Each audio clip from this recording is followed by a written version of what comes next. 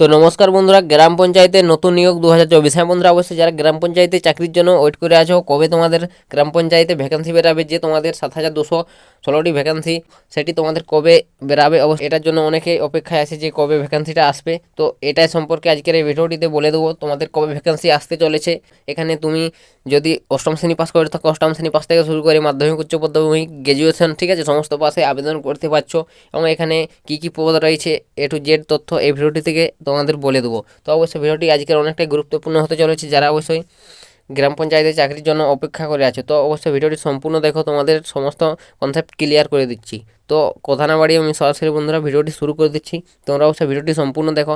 আর অবশ্যই এখনও পর্যন্ত যারা চ্যানেলটিকে সাবস্ক্রাইব করোনি, তো তোমাদের কাছে একটা রিকোয়েস্ট বন্ধুরা, তোমরা চ্যানেলটিকে অতি শীঘ্রই সাবস্ক্রাইব করে রাখো। এরকম যে কোনো ধরনের চাকরি সম্বন্ধে ছোটো বড়ো আপডেট এই চ্যানেল থেকে তোমরা সর্বপ্রথম সবার আগে পেয়ে যাবে। তো বন্ধুরা, এখানে দেখতে পাচ্ছ গ্রাম পঞ্চায়েত সহায়ক 2024, ঠিক আছে। অনেকে আমাকে অনেক রকম প্রশ্ন করেছিল, দাদা বলছে আমাদের গ্রাম পঞ্চায়েতে যে 7216টি, ঠিক আছে, 7216টি ভ্যাকান্সি আসার কথা, সেটা কবে নাগাদ আসবে, তো কবে থেকে তোমাদের, ঠিক আছে, ফর্ম ফিল আপ শুরু হবে, কোন কোন পদে তোমাদের এখানে নিয়োগ করানো হবে, কোন পদে কত যোগ্যতা লাগবে, নিয়োগটা কিভাবে করানো হবে, আবেদন কিভাবে করব, কারা কারা আবেদন করতে পারবে, কবে থেকে আমাদের আবেদন শুরু হচ্ছে, ঠিক আছে, এরকম নানা ধরনের বন্ধুরা অনেকেই আমাকে ভিডিওতে কমেন্ট করেছে বা আমাকে হোয়াটসঅ্যাপে, টেলিগ্রামে মেসেজ করে, ঠিক আছে।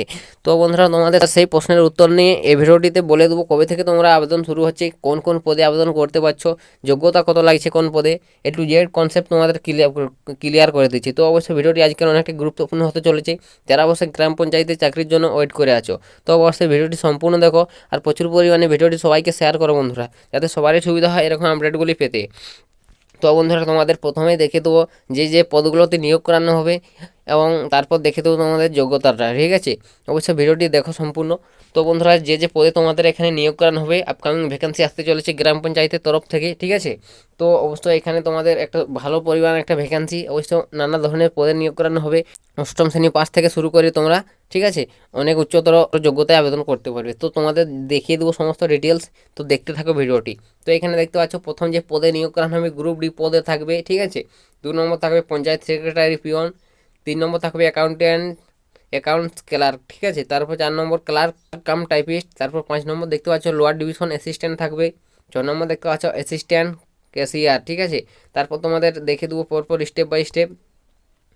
তারপর 7 নম্বর দেখতে পাচ্ছ টাইপিস্ট ইংলিশ থাকবে, ডাটা এন্ট্রি অপারেটর, এবং গ্রাম পঞ্চায়েত সেক্রেটারি, এবং পঞ্চায়েত সহায়ক, ঠিক আছে। এবং তারপর আরও পোস্ট রয়েছে বন্ধুরা, এখানে দেখতে পাচ্ছ যে সমিতি এডুকেশন অফিসার, ঠিক আছে।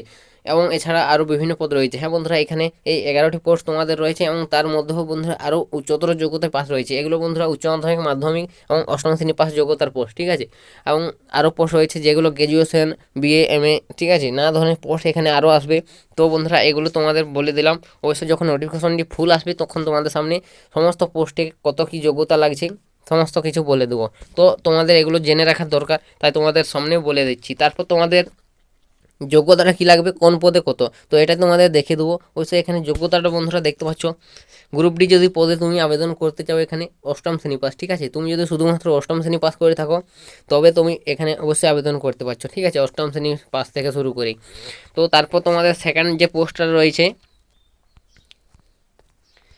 তারপর যে সেকেন্ড পোস্টটা রয়েছে পঞ্চায়েত সেক্রেটারি পিয়ন, ঠিক আছে। এই পদে তুমি যদি অষ্টম শ্রেণী পাস করে থাকো, ন্যূনতম অষ্টম শ্রেণী পাস যোগ্যতায় আবেদন করতে পারছো। হ্যাঁ বন্ধুরা, কোনো এখানে বেশি সেটা কোনো যোগ্যতা লাগছে না, অষ্টম শ্রেণী পাস থেকে শুরু করে আবেদন করতে পারছো। তো তারপর তোমাদের 3 নম্বর পদে দেখতে পাচ্ছ কী বলা রয়েছে, অ্যাকাউন্টস ক্লার্ক, ঠিক আছে। এই পদে তোমাকে অবশ্যই মাধ্যমিক পাস হতে হবে, ঠিক আছে। অবশ্যই তুমি এখানে মাধ্যমিক পাস করে থাকলে এবং 1 বছর ডিপ্লোমা থাকতে হবে, তাহলে তুমি এখানে আবেদন করতে পারছো। এবং সঙ্গে কম্পিউটার নলেজ তোমাকে থাকতে হবে, MS office, MS excel, internet, power point, এসবে তোমাদের কম্পিউটারের নলেজ থাকতে হবে। তো অবশ্যই তোমরা বুঝতে পারছো যে অ্যাকাউন্টস ক্লার্ক পদে কী কী যোগ্যতা লাগছে।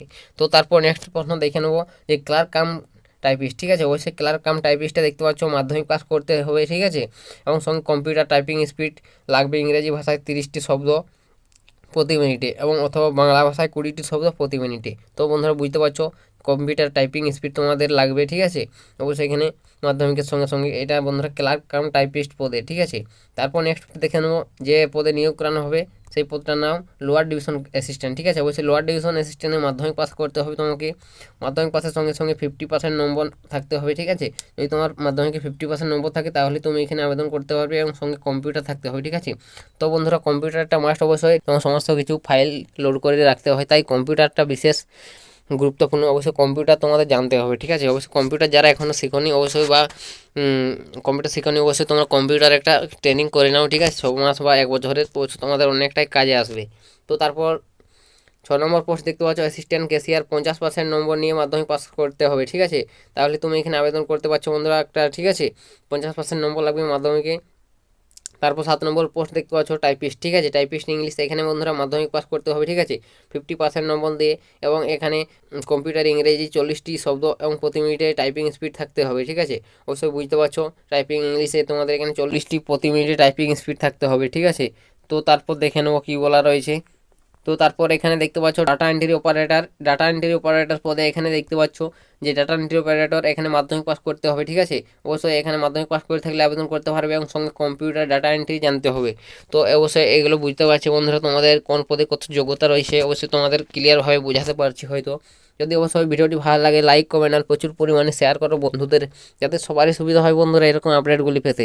তো এখনও পর্যন্ত যারা চ্যানেলটিকে সাবস্ক্রাইব করেনি বন্ধুরা, তোমাদের কাছে একটা রিকোয়েস্ট বারংবার করছি যে চ্যানেলটিকে সাবস্ক্রাইব করে রাখো। এরকম যে কোনো ধরনের চাকরির সম্বন্ধে ছোটো বড়ো আপডেট তোমরা এই চ্যানেল থেকে পেয়ে যাবে। বা তোমরা কোন ধরনের চাকরির সম্বন্ধে আপডেট খুঁজছো সেটাও তোমরা কমেন্ট সেকশনে জানাও, যে কোন ধরনের তোমরা চাকরির সম্বন্ধে আপডেট খুঁজছো বা কোন জায়গার খুঁজছো, অবশ্যই সেটা তোমরা জানাও। অবশ্যই তোমাদের সামনে, ঠিক আছে, সেই জায়গায় যদি চাকরির সংক্রান্ত কোনো আপডেট উঠে আসি তো তোমাদের সামনে ভিডিও নিয়ে আসবো। তো বন্ধুরা নেক্সট দেখতে পাচ্ছ গ্রাম পঞ্চায়েত সেক্রেটারি, এখানে তোমাদের উচ্চ মাধ্যমিক পাস করে থাকতে হবে। ঠিক আছে, উচ্চ মাধ্যমিক পাস, 12 ক্লাস পাস, এবং সঙ্গে তোমাকে তার সঙ্গে তোমাকে, ঠিক আছে, তার সঙ্গে তোমাকে কম্পিউটার জানতে হবে। ঠিক আছে, কম্পিউটার 6 মাস সার্টিফিকেট তোমাদের দরকার। ঠিক আছে, উচ্চ মাধ্যমিকের সঙ্গে সঙ্গে 6 মাসের কম্পিউটার সার্টিফিকেট তোমাকে থাকতে হবে বন্ধুরা এখানে। তো তারপর নেক্সট দেখতে পাচ্ছ পঞ্চায়েত সহায়িকায় দেখতে পাচ্ছ 50% নম্বর নিয়ে উচ্চ মাধ্যমিক পাস। ঠিক আছে, অবশ্যই তোমাকে পঞ্চায়েত সহায়িকায় 50% নম্বর নিয়ে উচ্চ মাধ্যমিক পাস করে থাকতে হবে, তাহলে তুমি এখানে আবেদন করতে পারছো। তারপর 11 নম্বর পদে দেখতে পাচ্ছ সমিতি এডুকেশন অফিসার, এখানে তোমাকে অবশ্যই যে কোনো স্বীকৃতি বিশ্ববিদ্যালয় থেকে গ্র্যাজুয়েশন পাস করতে হবে বা post graduation BED course pass করে থাকলে আবেদন করতে পারবে। তো বন্ধুরা বুঝতে পারছো সমিতি এডুকেশন অফিসারে তোমাকে graduation, post graduation, BED course pass করতে হবে। ঠিক আছে, এরকম আরও নানা পোস্ট বেরাবে তোমাদের, যেগুলো আর কি উচ্চ যোগ্যতায় আবেদন করতে পারবে। তো বন্ধুরা তোমাদের আর কি সব থেকে লোয়েস্ট যোগ্যতা, ঠিক আছে, কম যোগ্যতায় আবেদন করতে পারছো সেগুলো তোমাদের বলে দিলাম যে পদগুলোতে আবেদন করতে পারছো। অবশ্য অষ্টম শ্রেণী পাস যারা করে আসো, অষ্টম শ্রেণী পাস থেকে তোমাদের ভ্যাকান্সি বেরাবে। ঠিক আছে, অবশ্যই চিন্তার কারণে অবশ্যই তোমাদের কবে নাগাদ ভ্যাকান্সি আসবে সেটাও তোমাদের বলে দেবো। তো বন্ধুরা বুঝতে পারলে তার আগে যে তোমাদের কত যোগ্যতা, কত কী লাগছে কোন পদে।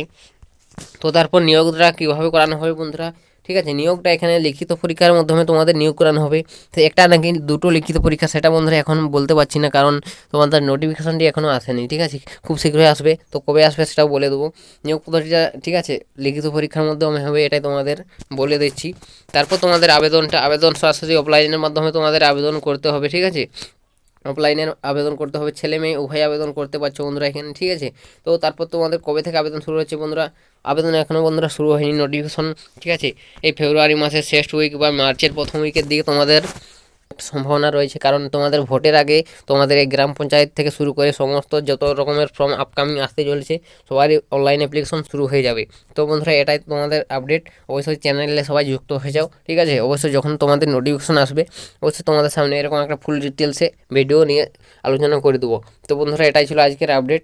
অবশ্যই যদি ভিডিওটি ভালো লাগে লাইক কমেন্ট আর প্রচুর পরিমাণে শেয়ার করো বন্ধুরা। তো আর যদি কিছু জানার থাকে কমেন্ট সেকশানে কমেন্ট করে জানাতে ভুলো না। ঠিক আছে, তো আজকের ভিডিওটা আমি এখানে শেষ করে দিচ্ছি, দেখা হবে নেক্সট ভিডিওতে নেক্সট টপিকে। ঠিক আছে, তো তখন সবাই ভালো থাকো এবং সুস্থ থাকো।